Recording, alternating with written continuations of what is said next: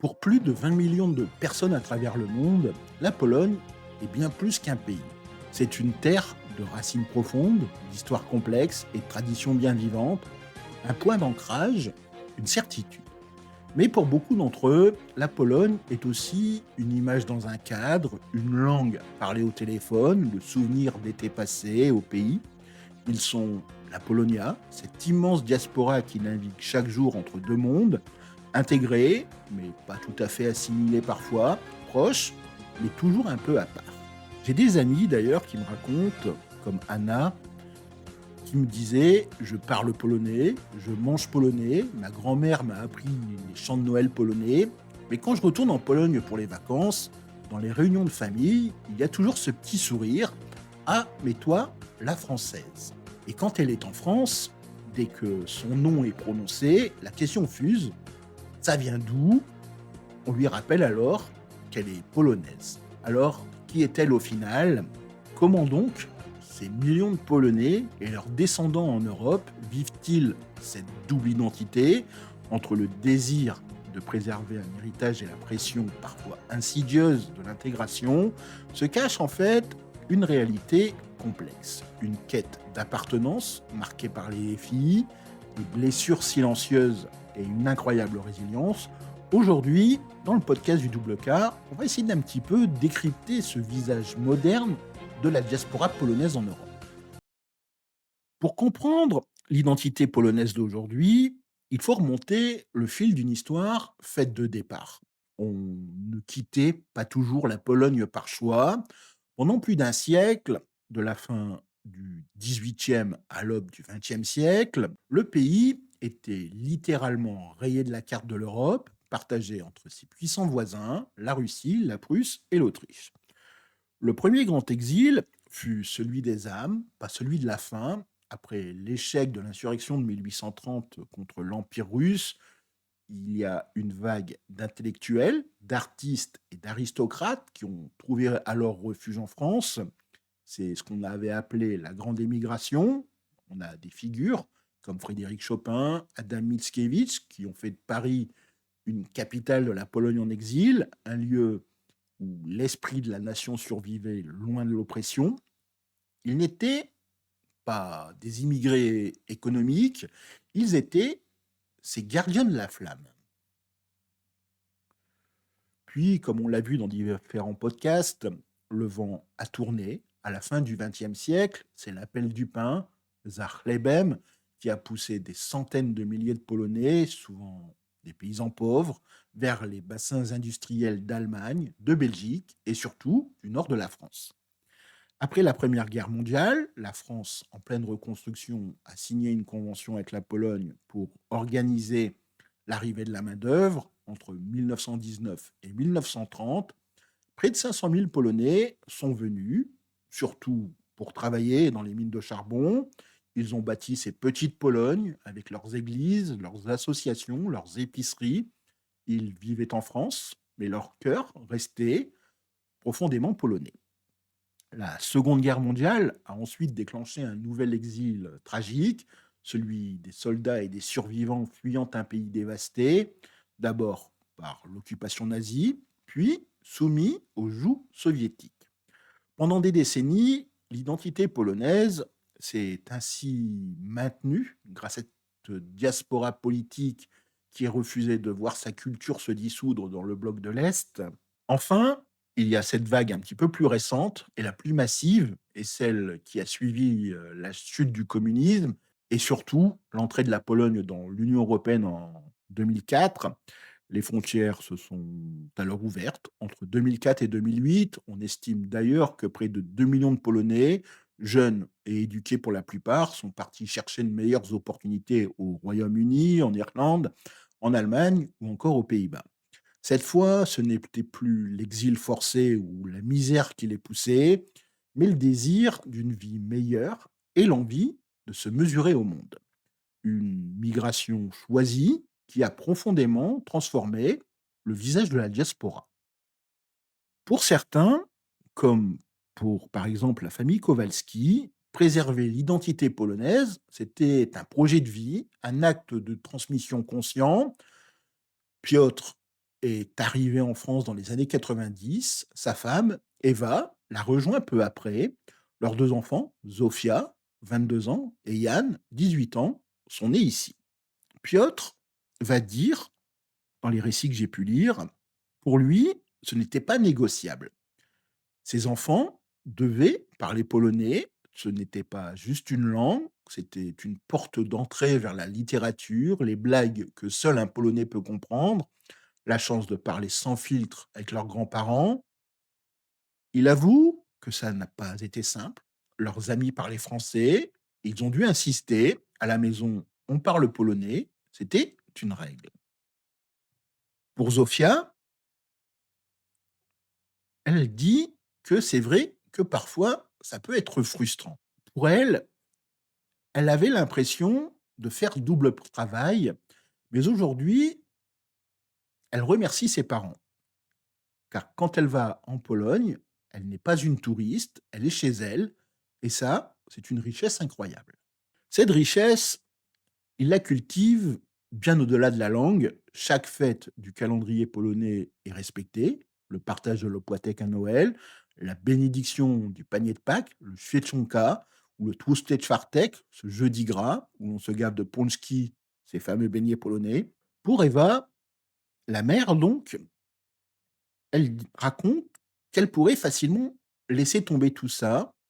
La vie va vite, on travaille, mais ces traditions, ce sont pour eux des ancres. Elles leur rappellent d'où l'on vient et créent des souvenirs pour leurs enfants. Quand Yann fera ça avec sa famille, il ne pensera pas à la Pologne comme un pays lointain, il pensera certainement à l'odeur des gâteaux dans la cuisine de sa mère. La culture, ça passe aussi par le sens. Mais maintenir cette flamme n'est pas sans défi aujourd'hui. Pour Yann, il va nous dire que ses copains ne comprenaient pas pourquoi il devait aller à la Szkoła Polska, cette école polonaise, le samedi matin au lieu d'aller jouer au foot. Parfois, on pouvait peut-être se moquer de lui et de son nom. Rien de méchant, évidemment, mais ça te fait tout de suite sentir que tu es différent. Il disait même dans ses récits qu'il avait eu une période où il voulait juste s'appeler Martin et être comme tout le monde. C'est là que la communauté devient essentielle. Les Kowalski sont très impliqués dans leurs associations polonaises locales, un lieu où Yann a d'ailleurs pu rencontrer d'autres jeunes qui vivaient la même chose. Pour Piotr, il va raconter qu'on ne peut pas arriver seul. La communauté, pour lui, c'est un peu un soutien pour les parents et un espace pour les enfants où leur double culture n'est pas une anomalie, mais une norme.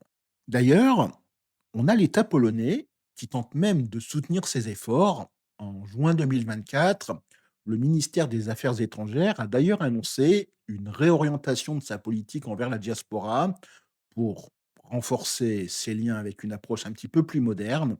Pour des familles comme les Kowalski, cet engagement est devenu un signe de reconnaissance. Ils ne sont pas que des immigrés, ils font partie d'une nation qui dépasse les frontières. Mais si pour certains, la double culture est une richesse, pour d'autres, elle devient rapidement la source d'une confusion. Le sentiment de n'être jamais vraiment à sa place, c'est d'ailleurs le dilemme aussi de Mateusz, qui a 28 ans, qui est graphiste à Londres. Il est né au Royaume-Uni, de grands-parents ayant émigré après la guerre. Mateusz, il va dire que son nom est polonais. À la maison, ses grands-parents parlaient polonais. Il connaît quelques mots, dzień dobry, dziękuję, les plats typiques, mais c'est tout. Ses parents voulaient qu'il s'intègre parfaitement, qu'il soit avant tout britannique, et évidemment, ils le sont. Il est né là-bas, il a grandi là-bas. Pourtant, cette intégration parfaite est parfois une réelle illusion. Et Mateusz le raconte assez bien. Il dit que le paradoxe, c'est que pour ses amis anglais, il est mat le polonais, c'est affectueux, mais assez constant. Quand la Pologne joue au foot, évidemment, on va le chambrer. Quand on parle de l'Europe de l'Est, tout le monde se tourne vers lui et va se sentir un petit peu comme un imposteur parce qu'il connaît presque rien de la Pologne d'aujourd'hui et il se sent même coupable de ne pas en savoir plus. Et c'est d'ailleurs ce sentiment qui est amplifié lors de ses rares voyages en Pologne. Il raconte que là-bas, c'est encore pire. Il est l'étranger, le Nglik, il ne parle pas la langue ou avec un accent horrible, il ne comprend pas les références. Il est un petit peu le touriste dans le pays de ses ancêtres. C'est un sentiment un petit peu étrange d'être étranger partout. Et d'ailleurs, cette fracture identitaire est partagée par de nombreux descendants de la diaspora. J'ai pu raconter aussi mon cas, et je pense que certains d'entre vous sont peut-être dans la même situation. En fait, c'est un phénomène que la sociologue Anna Novak, spécialiste des migrations, appelle la perte de charge culturelle. Pour le docteur Anna Novak, la première génération, celle de ses grands-parents, ils portaient une culture très forte. C'était avant tout ce qui leur restait de la Pologne. La deuxième génération a souvent eu une stratégie d'intégration hyper corrective pour protéger ses enfants de la discrimination. Et la troisième, comme le cas de Mateusz, hérite du résultat, un nom, quelques traditions, mais sans le bagage culturel complet.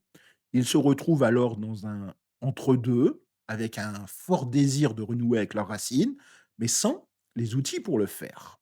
Ce désir de reconnexion va d'ailleurs pousser de nombreux jeunes, comme Mateusz, à combler ce vide une fois adulte. Mateusz, par exemple, il a commencé des cours de polonais en ligne. Évidemment, c'est terriblement difficile, mais il voulait avant tout avoir une vraie conversation avec sa grand-mère avant qu'il ne soit trop tard, pour comprendre un peu mieux d'où il venait. Il ne deviendra certes jamais un vrai Polonais, mais peut-être qu'il peut devenir un vrai moi. Pour le docteur Novak, elle va dire que cette quête est avant tout fondamentale. Les jeunes générations ne veulent plus choisir entre être polonais ou britannique, ils veulent être et. Ils créent leur propre troisième culture, un mélange unique de leurs héritages. Au-delà de cette quête personnelle, la vie de la diaspora est confrontée aussi à une réalité plus dure, souvent passée sous silence, c'est la discrimination. Elle s'exprime le plus souvent à travers des stéréotypes tenaces et des préjugés insidieux. Par exemple, Katarzyna, qui a 45 ans, qui est ingénieure à Berlin et qui est arrivée après 2004, raconte que lorsqu'elle est arrivée en Allemagne, elle était pleine d'enthousiasme. Elle avait un bon diplôme, une expérience, mais elle a vite déchanté. Au travail, elle a dû en faire 2 fois plus pour que ses collègues la prennent au sérieux, comme si, en fait, son diplôme polonais ne valait quasi rien. Et puis, il y avait aussi toujours ces blagues. Les blagues, le fameux plombier polonais en France, le voleur de voitures en Allemagne, des clichés qui, même sur le ton de l'humour, finissent peu à peu par peser. Comme dit Katagena, au début, évidemment, on va sourire, mais à la longue, ça devient un petit peu usant. On n'est plus la personne qu'on est censé être, comme ici, elle n'est plus Katagina, l'ingénieure, elle est la polonaise, avec tout le bagage de clichés qui va avec. En fait, c'est quasiment un sentiment de micro-agression permanente qui vous rappelle que vous n'êtes pas tout à fait légitime. Et d'ailleurs, son expérience, elle n'est pas isolée. Des études le montrent. En France, par exemple, une enquête de l'INSEE de 2019-2020 a révélé que 20% des immigrés venant de l'Union européenne déclaraient avoir subi des traitements inégalitaires. Pour le docteur Anna Novak, la discrimination anti-polonaise est souvent liée à des facteurs économiques. La vague migratoire post-2004 a réactivé de vieux stéréotypes sur le travailleur pauvre qui vient prendre le travail des locaux, un discours qu'on a vu d'ailleurs pendant la campagne du Brexit. Mais cette discrimination, elle est aussi genrée. Les femmes polonaises sont souvent cantonnées à des stéréotypes liés au métier du soin ou du nettoyage, peu importe d'ailleurs leur qualification. Pour comprendre la sensibilité polonaise à cette question, il faut aussi regarder l'histoire. La mémoire collective est souvent marquée par les traumatismes de la Seconde Guerre mondiale, où la propagande nazie cherchait à déshumaniser le peuple polonais. Chaque caricature peut résonner avec cette histoire douloureuse. Pour Katagena, ce qu'elle demande, ce n'est pas la pitié, elle demande avant tout le respect pour son histoire, pour sa contribution. Les Polonais, dans les mines, ont aidé à reconstruire la France. Ceux d'aujourd'hui participent à l'économie, ils paient leurs impôts. Elle se dit avant tout citoyen européen. Évidemment, la réponse va passer par l'éducation, mais aussi par l'affirmation de soi. De plus en plus de membres de la diaspora refusent de rester silencieux et célèbrent avec fierté leur culture pour contrer les clichés par une image plus juste et complexe. Donc, en guise de conclusion, ce qu'on pourrait dire, c'est que l'histoire de la diaspora polonaise en Europe est celle d'un équilibre constant entre le passé et le présent, entre la fidélité et le changement, entre le chez-soi d'hier et celui d'aujourd'hui. Pour la famille Kowalski, comme on l'a vu, l'identité, c'est un petit peu cette flamme qu'on entretient avec amour. Pour Mateusz, c'est un puzzle qu'il essaye de reconstruire pièce par pièce. Et pour Katagena, c'est un combat pour le respect. Trois discours, trois visages d'une même réalité, celle de millions de personnes qui ne sont pas moitié-moitié, mais qui sont, comme le disait un témoin, 100% plus 100%. 100% de la culture de leurs ancêtres et 100% de la culture du pays qui les a vus grandir. La question « Qui suis-je ?» posée par Anna n'appelle pas de réponse simple, car être polonais en Europe en 2025, ce n'est plus appartenir à un seul lieu, mais habiter un espace plus vaste, riche de plusieurs langues et de plusieurs histoires. D'ailleurs, pour le docteur Anna Nowak, elle va dire que la diaspora polonaise est à un tournant. Elle passe d'une identité de préservation, parfois défensive, à une identité de création, un peu plus confiante. Elle n'est plus simplement un écho de la Pologne, elle est l'un de ses nouveaux visages. Loin d'être un problème, cette complexité peut donc être une force. Dans une Europe qui se cherche, l'expérience de la diaspora polonaise est un puissant rappel. Un rappel que les racines peuvent voyager et que l'identité n'est pas une forteresse, mais un pont. On vient d'explorer quelques facettes de l'identité polonaise en Europe, mais il y a autant d'histoires que de personnes, et la vôtre. Êtes-vous de cette diaspora? Comment vivez-vous votre double culture? Partagez votre histoire dans les commentaires, votre témoignage est précieux. Si cette enquête vous a intéressé, abonnez-vous pour ne rien manquer de nos prochaines explorations sur l'identité et la société polonaise en Europe. Votre soutien nous permet de continuer. En attendant le prochain épisode du Double K, je vous remercie évidemment de l'avoir écouté encore une fois aujourd'hui. Je vous souhaite de passer une agréable journée. Miłego dnia, et je vous dis à très bientôt. Do zobaczenia.